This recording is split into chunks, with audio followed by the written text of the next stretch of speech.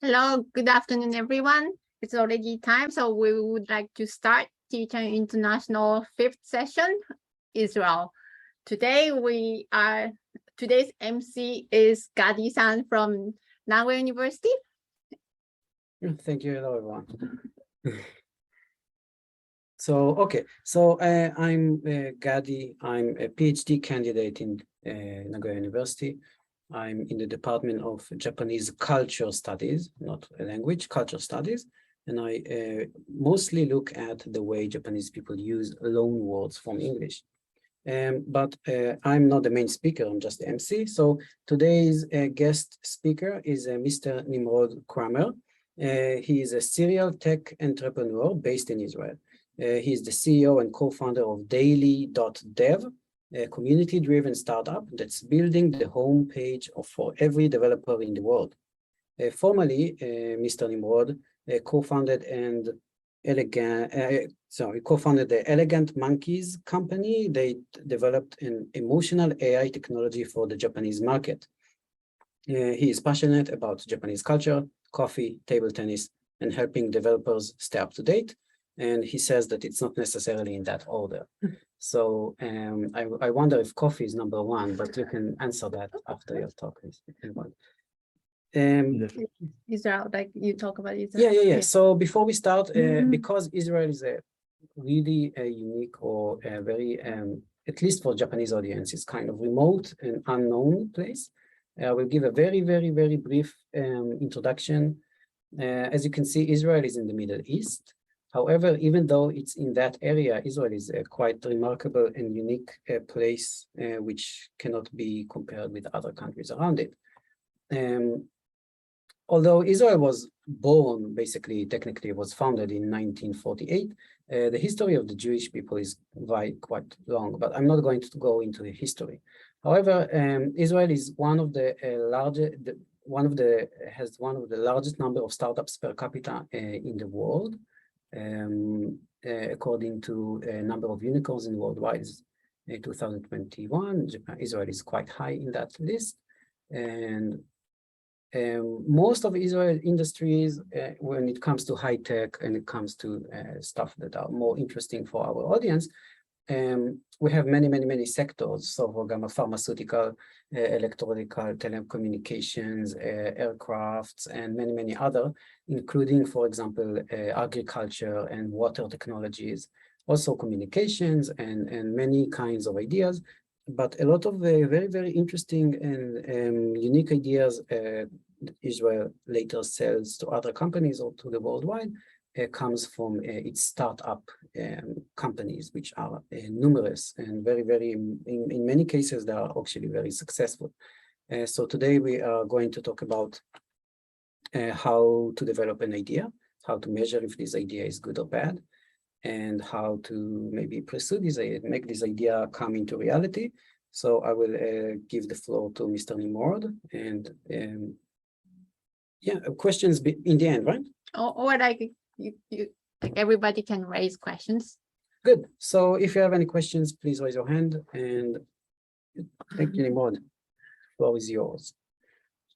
Okay, so first of all, thank you very much. And hajimemashite, yoroshiku onegai shimasu. A little bit starting to warm up. So thank you very much for hosting me here.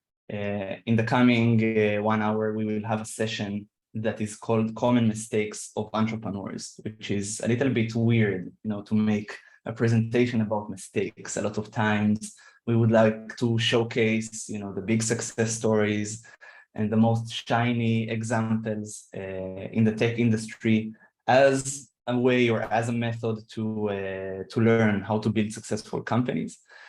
But in this presentation, I would like to suggest actually to look at the opposite, to try and look at where are the pitfalls, where are the failure points, where many people tend to miss when they are evaluating new ideas for a startup. And hopefully that would be useful for anyone who's considering to start their own venture or to start a project within a corporate later on in the future. So I will share my screen and we can start. And as the host mentioned, like feel free to ask questions throughout the entire presentation or at the end. It's really up to you. The only thing is that while I'm presenting, I don't see the chat for technical reasons. So in case there is a question, just let me know, and Gadi, if that's fine. Okay. So my name is Nimrod Kremer. I'm 31 years old. I'm based in Israel, and what I do for a living is I'm an entrepreneur. I'm a CEO of a startup called Daily.dev. And Daily Dev is building a professional network, like a social network for developers. You can feel free to take a look at it later, but this is not the topic of today's conversation. A little bit about myself, as already introduced, I'm big fan of table tennis. My favorite player actually is Japanese, Harimoto-san. And I also play professionally here in Israel, in a team and in a league and so on and so forth. I've been doing that since I was 8 years old. So this is one of my biggest passions in life. And I think it's a very interesting sport for a lot of reasons. We can talk about it later. The second thing is also I really love coffee, and that's my fuel. You know, it's what's runs me throughout the day. And during this time of the year, my favorite coffee is obviously iced latte. This is in the summertime, it's the best. Another thing that is my number one passion, Gadi was like, what is my number one passion? So it's definitely everything around Japan and the Japanese culture. So I was lucky to establish a company called The Elegant Monkeys, which was very active in the Japanese market for 6 years or so. And I was traveling a lot to Japan, almost once every month, where I got to meet a lot of amazing partners and amazing friends all over the place. So I have the strongest and the biggest appreciation for your country and your nation and your people. And on that note, I'd also like to say that I was very sorry for the latest unfortunate events. I really feel for you and sending my best warm words for the entire nation. And last thing is that I'm passionate about is startups. At the end of the day, I'm a one-trick pony. You know, like this is my trade, this is my profession, this is what I love to do. So why am I talking about mistakes, and why am I talking about failures, and why am I even doing that presentation? So when I just started as an entrepreneur, it was back in 2013. There wasn't a lot of available knowledge in the ecosystem where I just started. So I grew up in a city called Jerusalem. It's a very famous city worldwide mostly for religious reasons and historical reasons. But the tech industry wasn't that developed at the time, especially not from a startup perspective. And one of the things that I discovered is that, again, a lot of people are talking about success stories, and they're trying to give you their insights and their lessons through the lens of successful entrepreneurs, which is very helpful on one hand, but on the other hand, it's very hard to replicate. And when I started my first startup, we had very high hopes and a lot of dreams, but at the end of the day, it failed completely. And when we finished writing down our conclusions of why we think it failed, we ended up having a list of like 100 different reasons. And I knew inside my heart that I want to start another startup right immediately, because I have this bug in my soul and in my mind that I cannot rest without starting a new startup. But I felt that this list of 100 different conclusions is not actionable. I felt that it would be really hard for me to translate what I'm thinking and my conclusions into real change and real improvement in my second startup. So what I've done next is I tried to validate my conclusions. And the way that I've done that was simply by asking for other entrepreneurs to have a coffee meeting with me for 30 minutes or 60 minutes. And I started talking to them, and I was focusing those conversations on what type of mistakes they think they have done so far and what they would have done differently if they started their own startup. And if we fast forward a year later, I met more than 150 entrepreneurs, and I managed to consolidate the list of the very long list of conclusions onto very specific patterns that are repeating among many entrepreneurs. And this is how this presentation was born, because I felt that I've reached some conclusions, and I want to reshare that with the community. I want to reshare that with other people, because I didn't have such a resource when I started. So this is the reason. Ever since then, more than 1,000 entrepreneurs, both in Israel, in Europe, and also in Japan, have seen that presentation, and it's running already for 5 years, quite a successful one. What am I expecting from you? I'm expecting you to be thoughtful and to criticize a lot of the things that I say in this presentation. I would love to get your questions. Don't be shy. I know that's a big ask, but please. I would love to hear your thoughts during or after the presentation. And if you get even one kind of insight or one kind of lesson from that presentation, then I've done my job. So it's as simple as that. Let's start. So every startup obviously has a lot of factors into making it a successful startup. And it starts with an idea, and that idea needs to have some thesis around what kind of business it can create, what's the business model to realize that.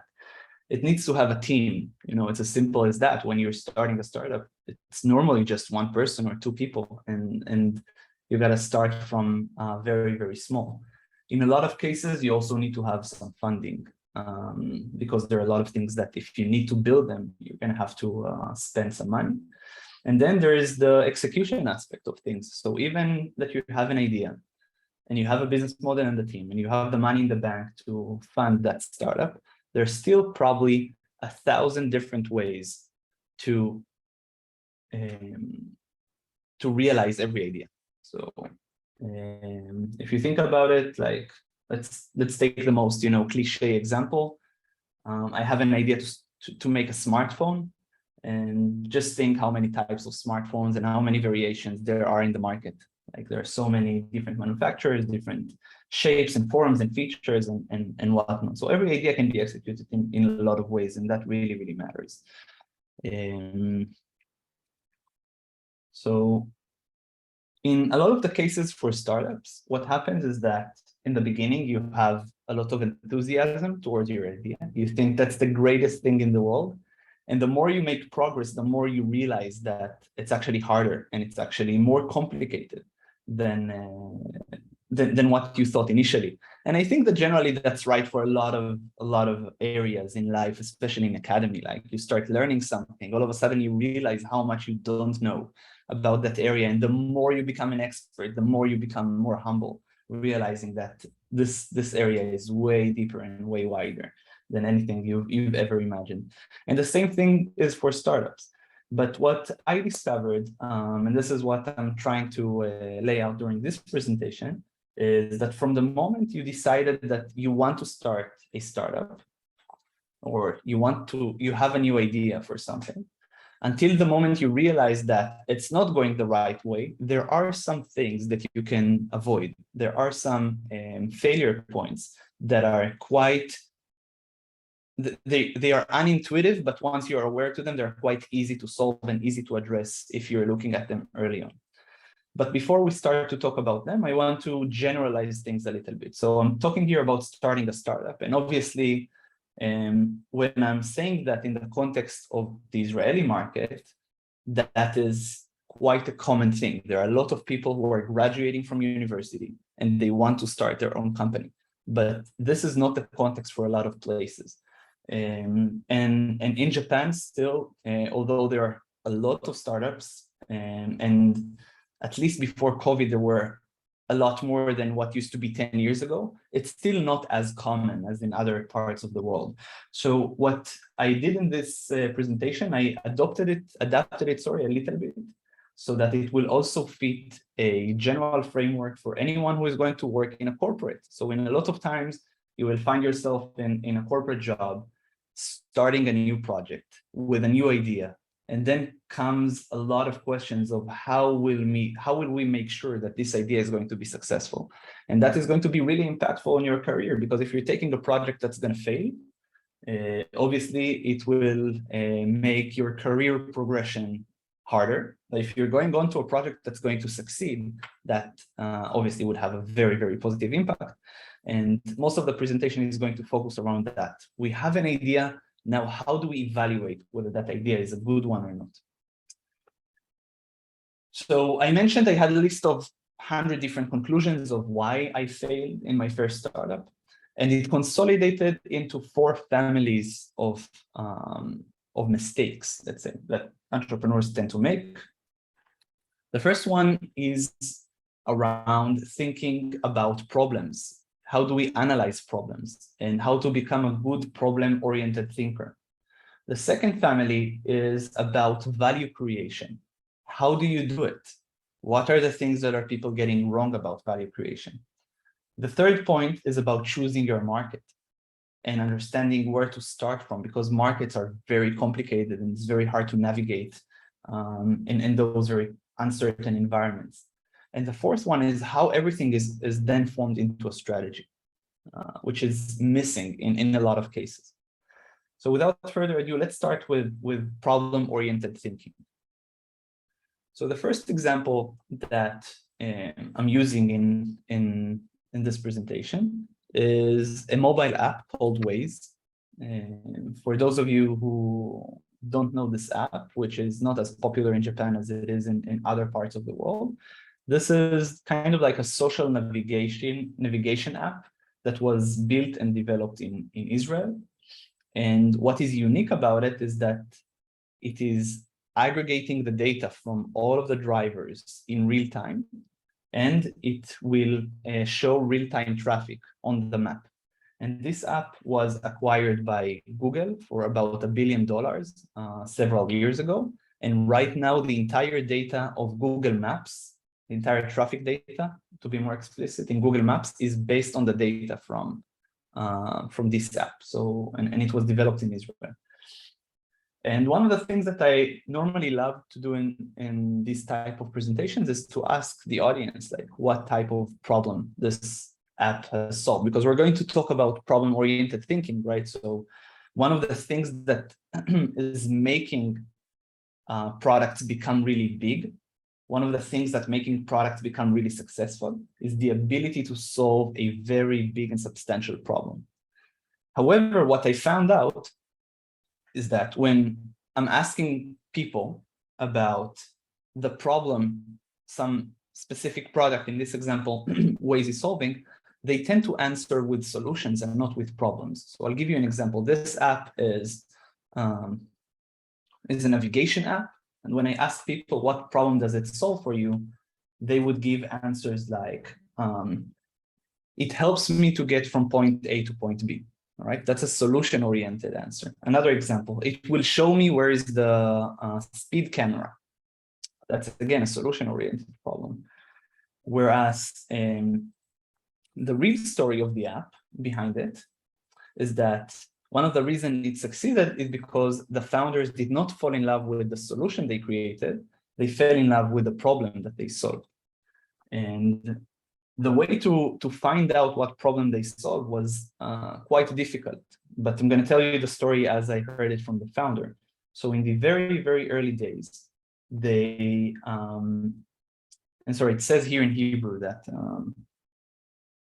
that like I already know the route, so you don't need to explain me how to get from point A to point B. Basically, I already know that. So the founder told a really interesting story, and he called it, "How did I find the aha moment? The moment where I realized what is really unique about what we're doing. What is the problem that we're solving?" And early on in the days of company, they gave it to several focus groups. They wanted to see how different audiences, how different segments of the market will react to that new service. And one of those groups were sales representatives for large pharmaceutical companies. And what's unique about those sales representatives for the pharmaceutical companies is that they normally go to very specific doctors every single week. So they have kind of a fixed schedule and kind of a fixed audience that they need to visit over and over again and to showcase new products that the medical or pharmaceutical company they work for trying to sell. And that means that they already know the way, right? They know the way to the clinic, they know the way to the hospital because they're doing that over and over again. So they gave the app for that audience, for that focus group for several weeks, and then they brought them back and asked them a couple of questions, an interview. And they asked, so how did you feel about the navigation experience? And they said, the navigation experience is fine. And how did you think about the entire experience of using our product? They said that was mind-blowing. That was really amazing. And that was, and that was really interesting because they already knew the way. So they asked, why do you think it's so good? And they said, you know what? When I go out from my home and I put my kids in the kindergarten and I go to the first doctor, I already know what is the way and which route I should take. However, before using your app, I didn't know how much time it's actually going to take me to arrive to that doctor. And when I arrive to the first doctor and I need to go to the second doctor and I can decide whether I'm going from Dr. A to Dr. B or C, now I can make a smarter choice because I can see the real-time traffic, which means that I can choose whether I go to Dr. B first or Dr. C first. And then they ask, so why is that so important? And say, oh, it's very simple. Because once I know how much time it's actually going to take me to get from point A to point B, I can plan my route smarter. I can plan my day and my schedule much smarter. And given those circumstances, I'm able to meet more doctors every month. And if I'm meeting more doctors every month, it means that I'm performing better at my job. And if I'm performing better at my job, I'm getting promotions and I'm getting bonuses and so on and so forth. And not to mention that if I'm being late to one of the doctors, I can notify the office. I can tell them that I'm being late. And that was a big moment. They realized, wow, like there is a big problem here. All the other GPS apps at the time, they were giving you the ETA, the estimated time of arrival. But what made Waze different was that they were very accurate about the ETA because they were sourcing all the data from the drivers. And that really navigated the entire route of the company to become very, very successful because from that moment, they realized that the problem that they solve is not how to help people to get from point A to point B. The problem that they solved is to remove the uncertainty from time estimations. And the first lesson that I learned from that story is that the number one thing when you have a new idea is to not fall in love with how you want to solve it, but to fall in love with what type of problem you're trying to solve. So that's kind of like the introduction for what I'm going to say next. So let's take it even a step forward. So let's say that I went onto the beach and I've seen a lot of trash on the sand, which is very unfortunate for a lot of reasons. And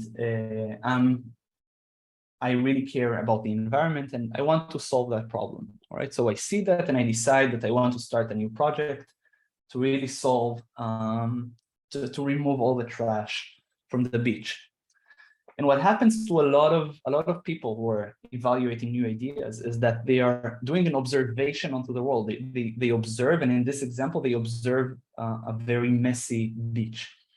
And what happens a lot of time is that they tend to confuse between a problem and a symptom. Okay, so when I go to the beach and I see all the trash on the sand, that's actually not a problem. That's the symptom of another problem. And then the failure happens when people are focusing their solution on the symptom rather than on what's causing the symptom, which is the actual problem. And let's take a few scenarios. So one example for why the beach has so much trash on it is perhaps because there is bad education in that area. So people are going onto the beach, they bring all sorts of food cans and packed beverages, whatever, but they keep everything on the beach. They don't put it in the trash, or they don't take it back home afterwards.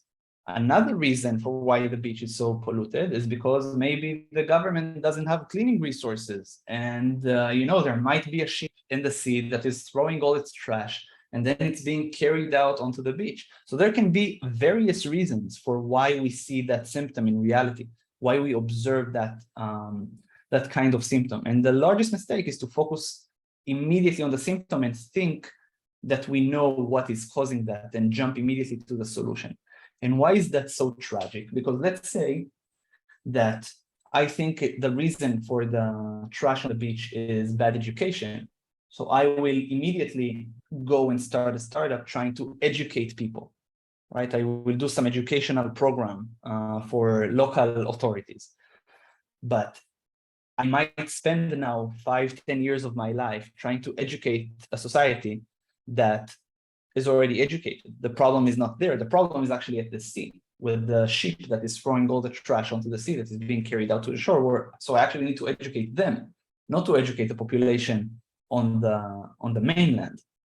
So so that is a very common pitfall, that I assume immediately that I know what is causing that symptom and I'm going towards that. So actually the right way to do it is, before jumping to the solution, again, falling in love with the problem, and most importantly, falling in love with what is causing the problem and trying to focus your solution there.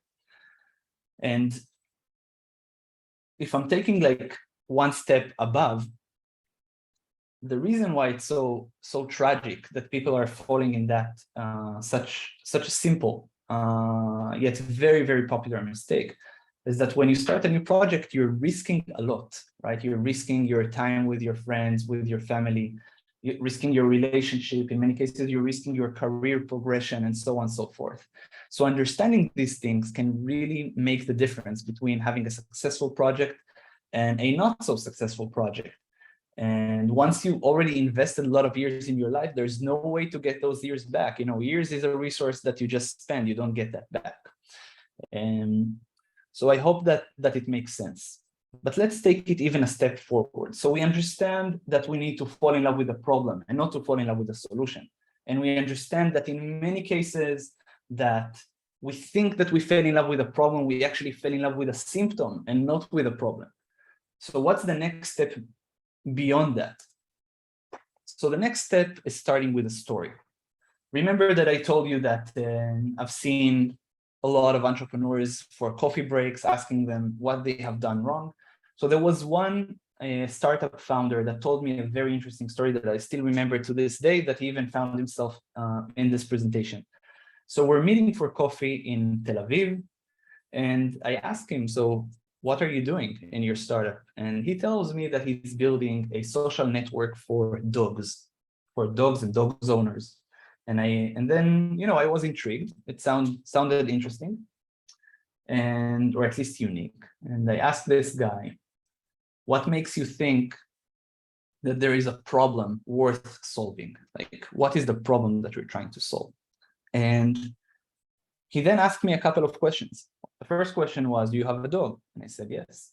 He said, all right, do you have friends? I said, no, just kidding. I have friends. And he said, do you care that your dog will also have friends? And I said, yeah. So he said, exactly, this is what we're doing. We're trying to help you socialize your dog with other dogs. That's the concept. And I said, all right, so how did you validate that this is, a big idea? Like, why do you think that this is a big problem? And he said, I went door by door in a very big neighborhood in Israel. And whenever I heard a dog, I conducted the same interview. And more than 90% of dog owners, I've seen that in my own eyes, like 90% of the dog owners, they want their dogs to have other friends. And then I asked him, like, did you ask them what are they doing today to socialize their dog with other dogs? And then there was silence, because he didn't ask that question. And the reason why this question is so important is because if that poor guy, by the way, the startup completely failed 2 years later, if that poor guy asked what are you doing today to make sure that your dog has friends, he would get a spectrum of answers. On one side of the spectrum, there might be people who are saying, I do nothing, right? I don't know, I want my dog to have friends, but I'm too busy. I'm not doing anything. Sorry, 1 second. So that's one side of the spectrum. The other side of the spectrum is people saying, you know what?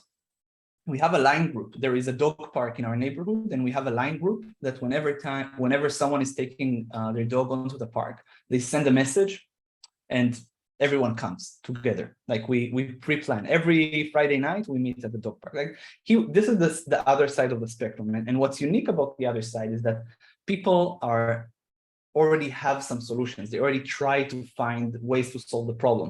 They might not do it in the most efficient way or the smoothest way, but they are doing something about it, which means that the problem really, really bugs them. It's really, it really touches them. And if he would only ask that question, he would realize whether there is a red flag, you know, I do nothing, which means that, yeah, there might be a problem, but the problem is not big enough. It's not painful enough for people to actually solve. Or there is a problem and it's painful enough so that people are trying to solve it. So asking for the existing solutions, this is a very important part of evaluating startup ideas or project ideas. And what people tend to miss here a lot of times is when you ask people for what is their existing solutions, you're not asking about competition. You're not trying to compete with that. You're trying to evaluate whether people care enough about the problem that you're trying to solve.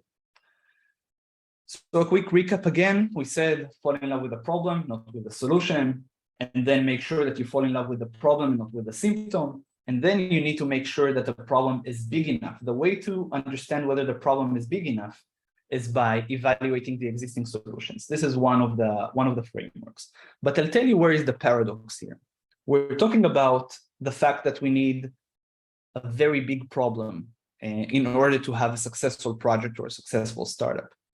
But the paradox here is that big problems are big for a reason, okay? Big problems became big because nobody was able to solve them. And on one hand, we're looking for that unsolvable problem, like problems that are so big, are so massive that people are willing to spend a lot of time and resources to get a solution to. On the other hand, it's going to be really hard to solve them, right? So this is where the paradox lies. And that is why the success rate for startups are so low. Because if you look at a lot of the cases, both successes and failures, what made successful companies become really successful is that they solved a really big problem. But first, finding that problem is really hard. And then to find a strategy how to solve it is even harder. And that really shrinks the probability or the chances for success. So before we move on, I want to hand over to you some sort of framework of how to evaluate a new idea in a more actionable way, beside thinking about the problem, not the solution, everything that I've just mentioned. So it turns out that big problems have similar characteristics, and there are 5 criteria, maybe more, but there are 5 criteria that tend to satisfy very, very big problems, and I will list them. The first criteria is that good problems, big problems, tend to be very popular. So popularity is something very, very important. And how do you evaluate if something is popular?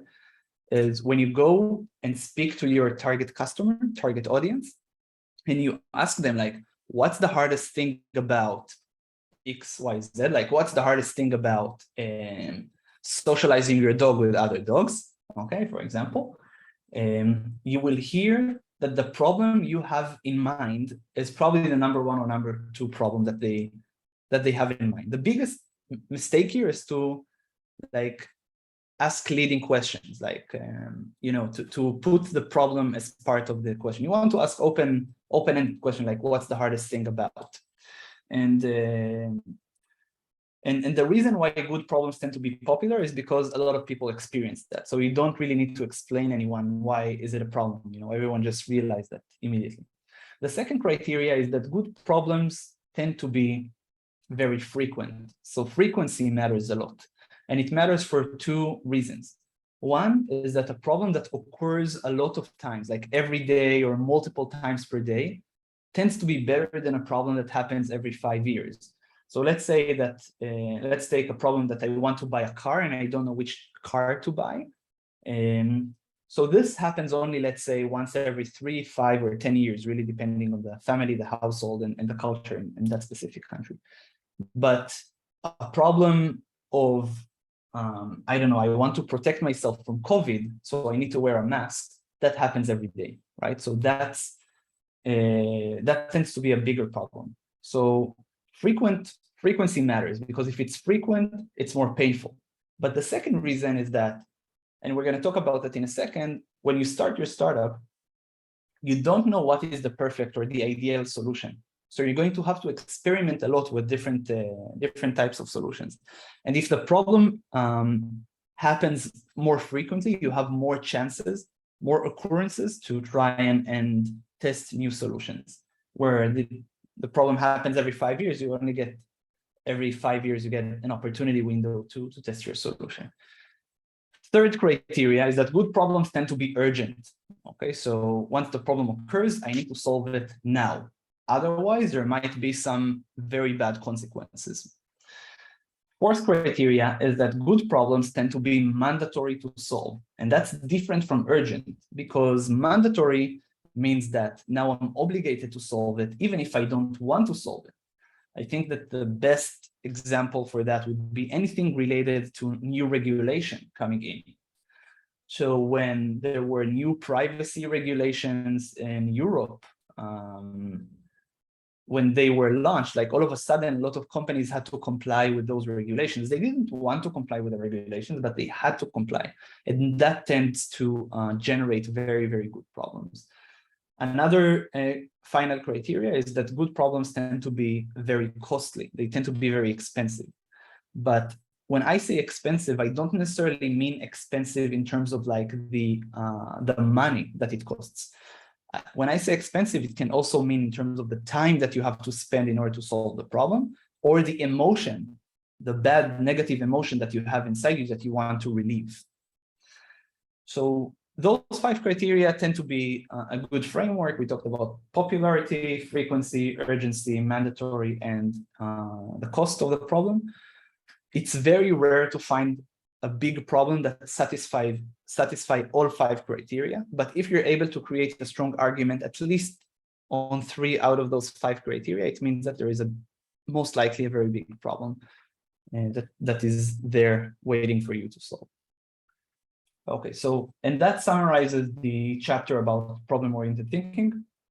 I think we're going to be able to talk about value creation, and then I'm going to open up for question. I'm not sure that we're gonna have enough time today for speaking about markets. So the next step is that we understand the problem that we're trying to solve. This is where everything starts from. That's the epicenter of a new idea. Then the next step is to find a solution, right? So how do you do it? The way you do it is that you're trying to bring value. And then comes the question, what is value? What do you mean by value? When you say that I need to bring value, what do you mean? And I like to use the following metaphor to answer that question. So let's imagine that we had a door in front of us with many, many, many locks on it. And I will tell each and every one of you that there is $1 million behind that door. We can safely assume that a lot of people in those given circumstances would do an immense effort to try and open up the locks in the door. They would try to get to that $1 million. But if I would tell you, listen, there's just a small coin, I don't know, like 100 yen behind that door, then in that case, you would try once or twice to open the door. If it doesn't work, you would probably find other ways where you want to spend your time. You're just going to leave that. Then why am I using that metaphor? Because the the higher the value, the more money you have behind the door. But the door itself and the locks are your product at the beginning, are your solution. Even if you perfectly understand the problem, most likely that your solution will not solve it 100%, especially if you're going to solve a very, very big problem. So your way to increase the dollar value behind the door is to chase after a very big problem. And once you're chasing a very big problem, people are going to be patient until you solve it because they really want a solution for it. So they're going to be patient throughout the process of you removing the locks, removing the barriers from your product. And that is really, really important. And yet, how do you start? You have a very big problem. And how do you go about solving it? One of the very popular frameworks is called the MVP framework, which stands for a minimal viable product. So that framework is talking about creating the first product to be minimal, not too minimal, because then it doesn't solve anything, and viable or functional. We can call it functional for the sake of the example. So if it's too minimal, it doesn't solve the problem. That's not good. If it's too functional, it's going to be very expensive to create it. And again, you might not even have the right solution in hand. So you might invest a lot of efforts in the wrong place. So you want to create a product that is minimal, yet has the most minimum functionality to address the problem. And let me give you a more visual example to how to do it right and how to do it wrong. So let's say that the problem that I do want to solve is to help people get from point A to point B faster. And I have this vision, crazy vision, to build a car. Okay. So what happens to a lot of founders and a lot of people who are starting that project is that they have the vision to build the car. And in every single step of the process, they're trying to build a component of the car. Okay. And what happens in that example is that if you're trying to build every time a component throughout the entire process until you get to the car, you don't solve the problem. You don't give any value to your customers. And that makes them not happy. And that really, really makes it hard for you to create consensus and create conviction inside your organization to keep investing efforts towards building a car. So the right way to do it is actually to build something more minimal, more modest, but this minimal product helps your customers to solve the problem that they have, not in the ideal way, but in some way. And that way you keep making the customer happy all along the process. So if you're looking at the example in the bottom, all the 5 different stages are about solving the same problem, helping people to get from point A to point B faster. But in every step, we're creating an upgrade from skateboard to a scooter to bicycle, motorcycle, and then at the end, you have a car. So through the entire process, you solve the problem, not in the ideal way, but in some way. But the more evolutions you've made to your product, which is very similar to like the whole notion of Kaizen.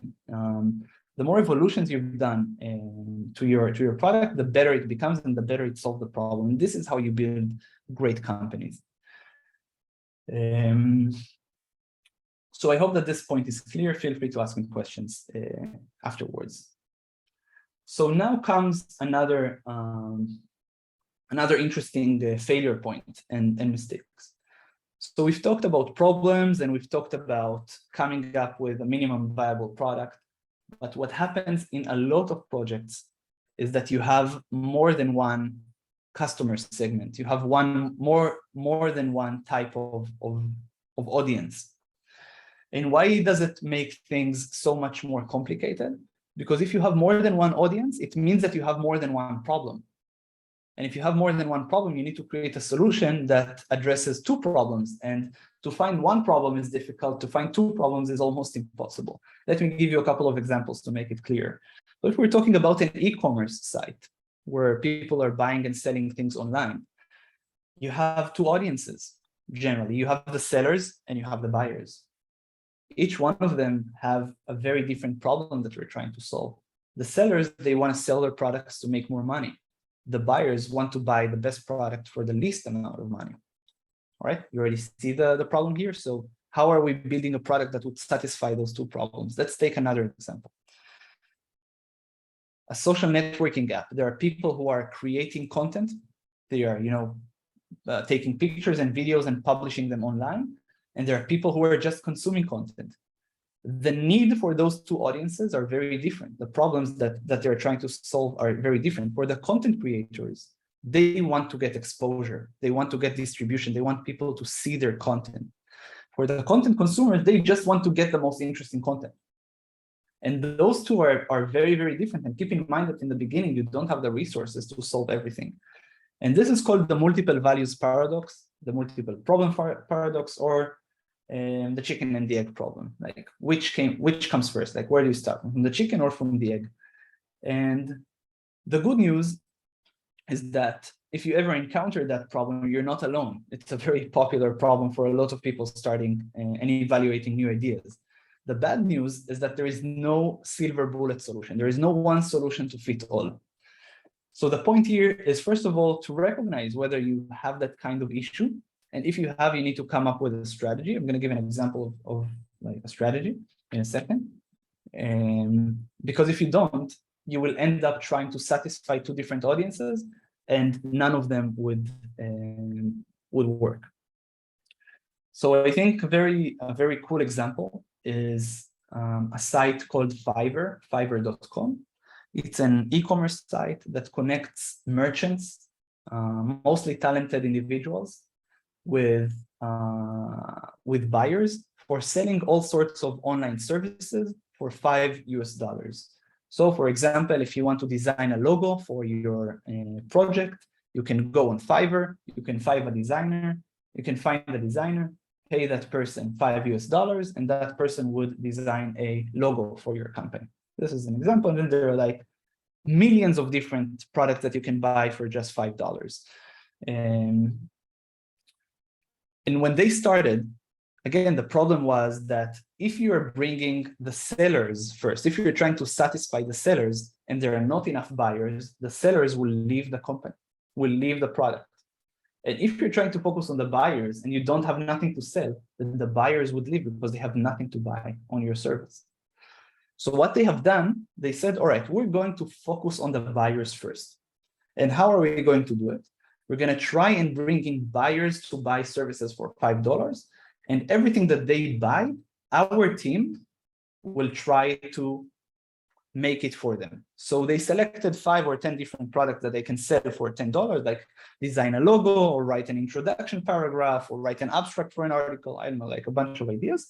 And then whenever a buyer came to the platform, the team itself, the team of the startup, they were the sellers. And by the time they had enough buyers, they started inviting external sellers to help them. And this is how they balanced that marketplace. This is how they created that. But again, there is no one solution for anyone. So I strongly encourage you to first acknowledge whether you have that problem or not. And if you have, try to come up with a strategy with whom do you start first. And when I made this presentation, just an anecdote, I was curious to know what came first, the chicken or the egg. So I went to the academic literature and I found an interesting academic piece that showed that eggs existed way before the chickens. So, and the lesson here is that there is an answer to the multiple values paradox. Sorry, you just need to try and dig deep and find it. So Nimrod, yes.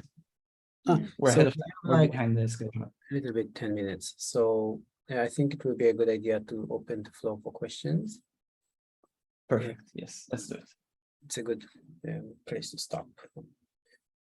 So anybody who have a question, could you like raise hands? Then I'm gonna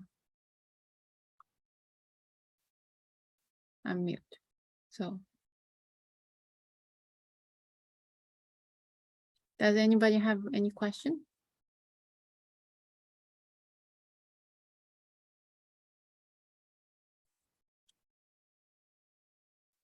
Okay, so if you don't have any questions, I thought about a question that might be relevant to our young audience.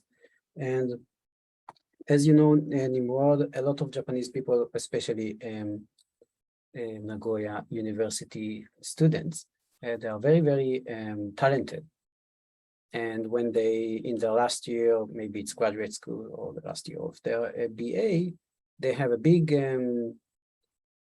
problem where to go to, right? They start what they call shukatsu, which is kind of job hunting, and they go and they try their best, or they kind of follow sometimes a gut feeling. However, they might choose to go to big corporations, but they also probably, but less likely, choose also startups. So what do you think are the pros and cons for going for smaller companies that are maybe less established?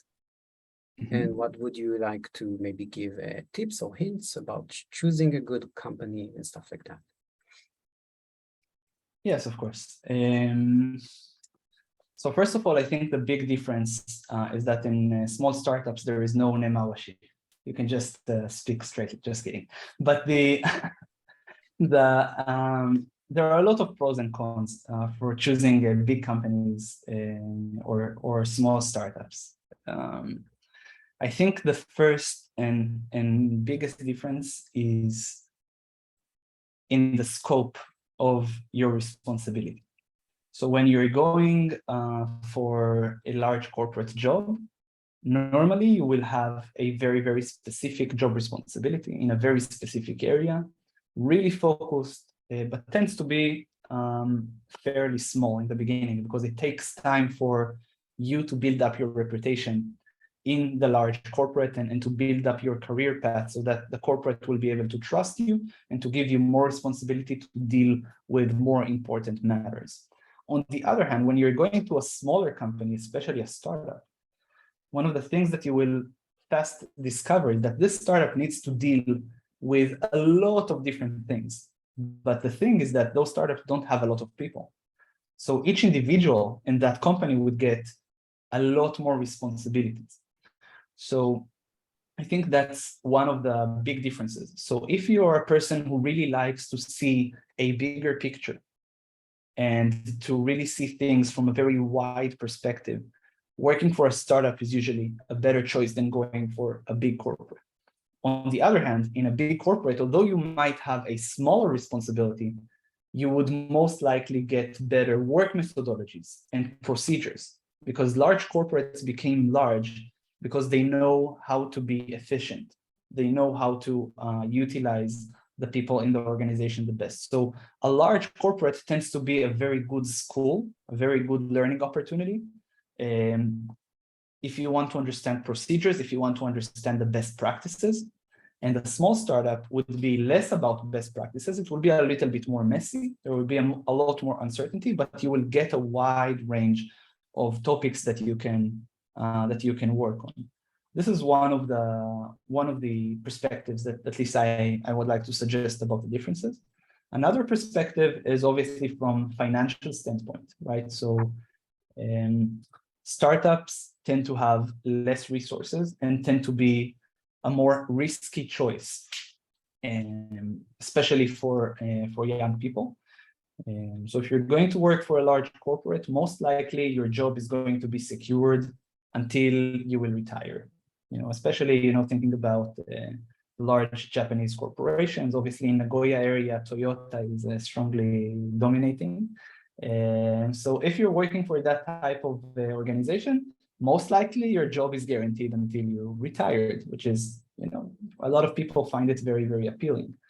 Whereas in startups, there is no guarantee that this organization will exist in the next 10 or 20 years. Like nobody knows what's going on. So if you're very much risk averse, if you have a very strong concern about finding your next job in case the startup would fail, so going to a corporate would normally be a better choice. But if you're a little bit more self-confident and you think that even though the startup might not end up succeeding, you would still be able to find your way. So going on and working in a startup can be an amazing opportunity.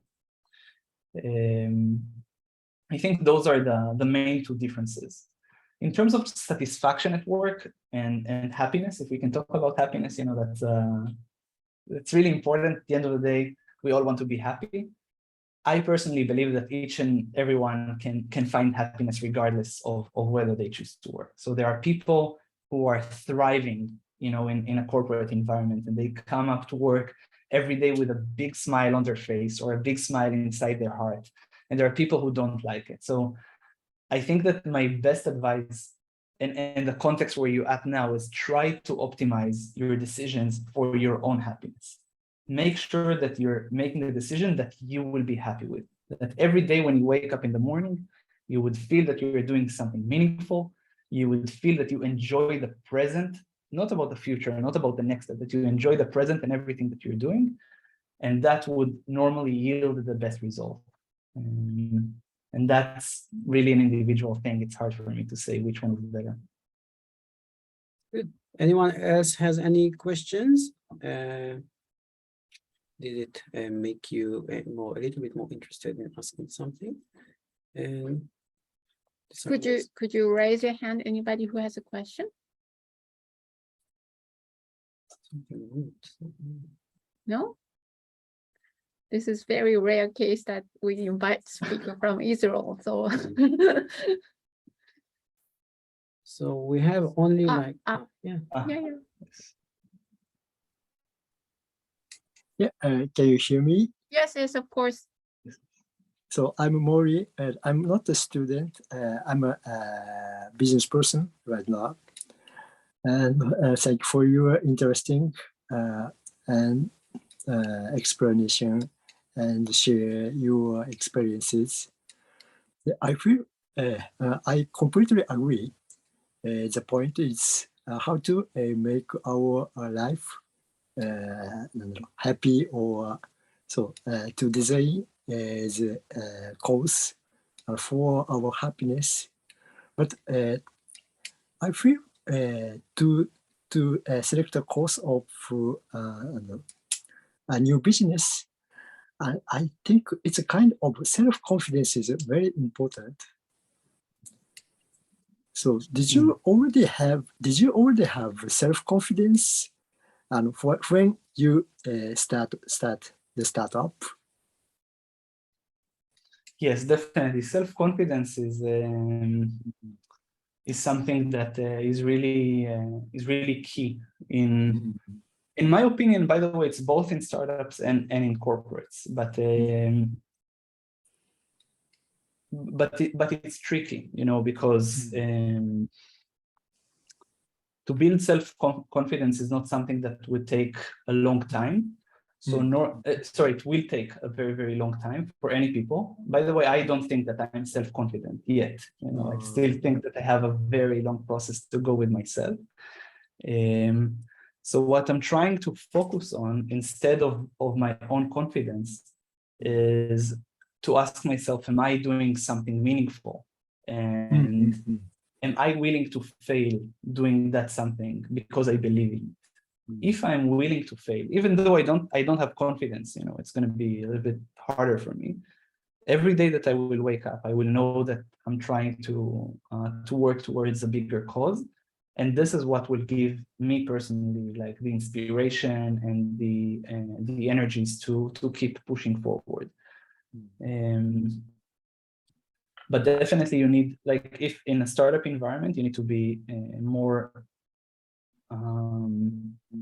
willing to be vulnerable. Like, you're going to get a lot of times, you're going to get a lot of rejections, and you're going to get a lot of resistance from your environment, from your closed ones. This is a very, very personal thing, but for a lot of people, for example, their families don't necessarily support this kind of path. So what I think the focal point should be is not necessarily your character and your personal confidence. Is more about why are you doing that. And if you have a very strong why, you will be able to then overcome a lot of difficulties. One of them might be self-confidence. But to your question, I was not self-confident at all when I started. But I really believed in the problem that we're trying to solve. And over time, I built my own skills by trying more and more and more and failing a lot of times. Yeah, thank you. I agree. I totally agree. Whether we can believe So my plan or my what I want to do is valuable or meaningful or not. So if we can believe, so what I want to do is meaningful, we can start with self. Yeah, thank you very much. My pleasure.